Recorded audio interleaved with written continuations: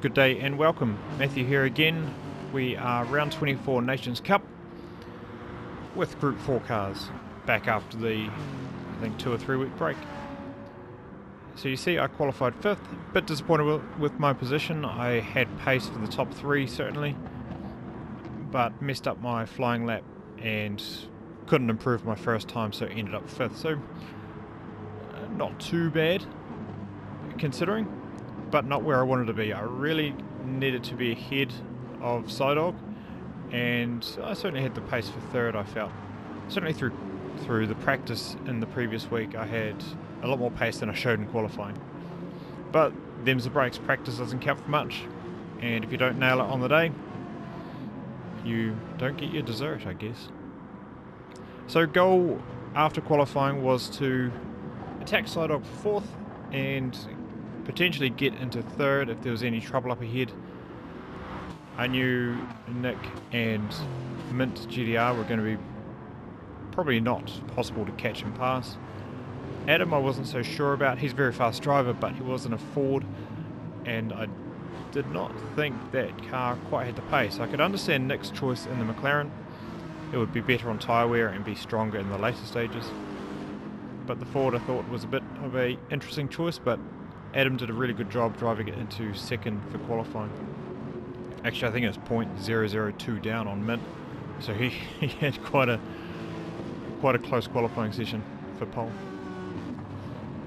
But as it stands, started 5th, getting harassed by Kinemos early on. In fact, most of the way through this race, he was on my tail. I was a bit slow through the first 2 sectors in the first few laps, so I never pulled away from him in the twisty bits, and he just set my draft. So, you know, I was kind of judging, do I defend this corner, do I leave it this corner, trying to get a feel for where he'd attack and what pace he had in his car, obviously in the same car, so I wasn't quite so sure how it would go in the draft and how close he could be before I had to actually make a move and defend.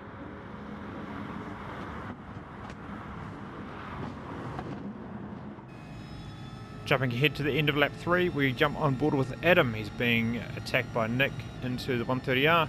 Nick goes up the inside after a bit of a draft, slides on by, actually blasts by him. Adam had to lift off so he didn't run off the road, compromised his mid-corner speed, and Sidog just sails on by with the momentum he had.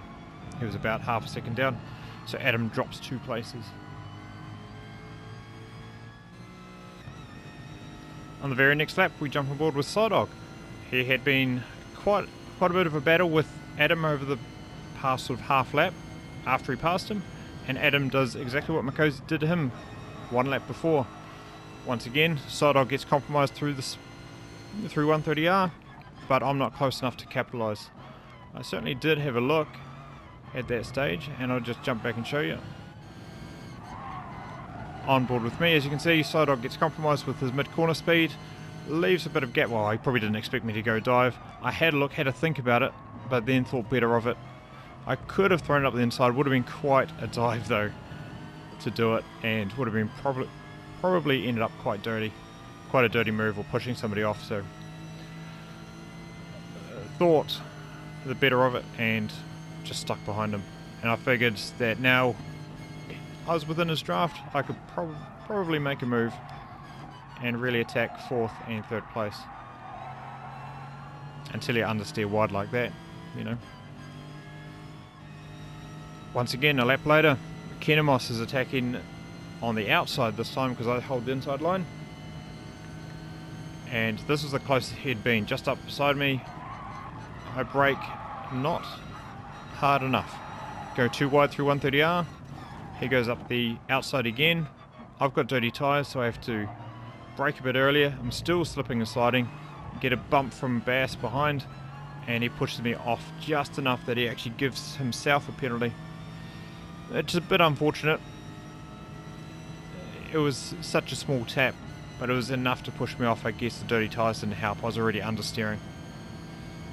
But that did mean I didn't have to worry about Bass. Just had to defend into the first turn and sort of claim back my position and then get back onto Kinemos.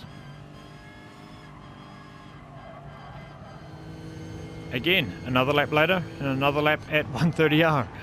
Kinemos this time goes a bit wide, just hitting the grass on the outside.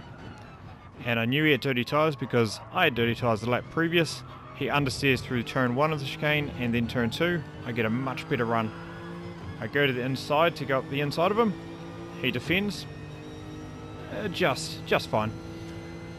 He did, I saw it coming and I wasn't up beside him at that point, so I hold him to the right hand side of the track just to compromise his line into turn 1. This turn is too fast to take on the far right hand side of the track, so I knew he had to back out, and if I held him there, I knew he'd have to back out a lot sooner than I had to. So took that place back, but now a second and a half, 2 seconds behind Sidog. It was going to be a struggle to catch back up and do anything with that in the 2 laps remaining. But it's been great battling with Kinemos. He's a very clean driver, really a driver you can trust to go side by side with. He gives you the racing room and you give him the same respect. He's a lot of fun. And it was a lot of fun battling him the whole race. Not what I wanted. I wanted obviously to be further up the field. But, you don't always get what you want. And at the end of the day, you look back on a race like this and the battles you had for 6 or 7 laps, nose to tail, and you just smile. It's a lot of fun. It's what you do it for.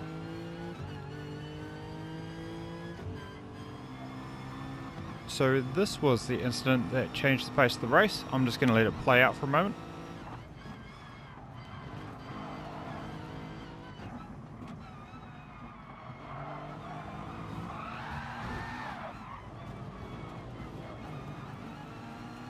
So there you see Nick go into the back of GTR on the exit of Digna 2, pitch him into a spin, which pushed Nick off the road and gifted Mint a penalty on the last lap nonetheless, for the lead.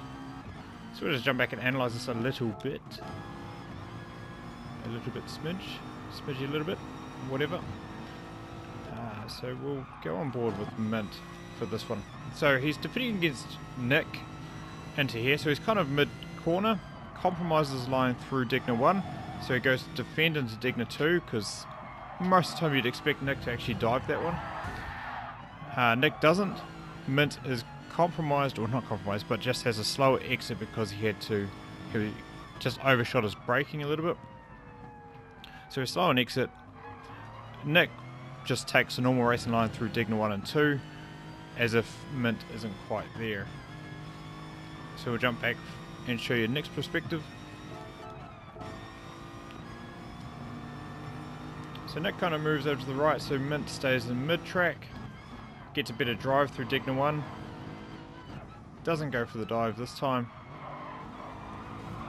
and then takes quite a normal line through Digna 2. It's as if he expected Mint to be wider, or just misjudged his speed. Nick did miss the apex of Digna 2 by a bit. Generally the apex for Digna 2 is up on the green on the right, so he missed it by a bit, but then continued on his line outwards. So entirely Nick's fault, and not the first time he's been in an incident like this. He really needs to, he's an insanely fast driver. If you've ever watched the World Tour, you've seen him drive. He's been on it, but his racecraft is just lacking. I don't know if it's racecraft. I think he's well in control of his car. The speed he can go, he has control of his car. He either makes poor decisions or just doesn't care. I'm not sure, because he's done similar moves this season, or this, over the past few seasons, to claim victory or to get past drivers as well. So yeah, I just don't know. It's a bit disappointing. I know he's got a bit of lag because he does drive from another region, but he doesn't take that into account and is overly aggressive sometimes when places where he needs to cool it. So yeah, bit of a shame that the race ended up that way, and hopefully we see changes in the future. And unfortunate for Mint to get the penalty go his way, where it obviously wasn't his fault at all.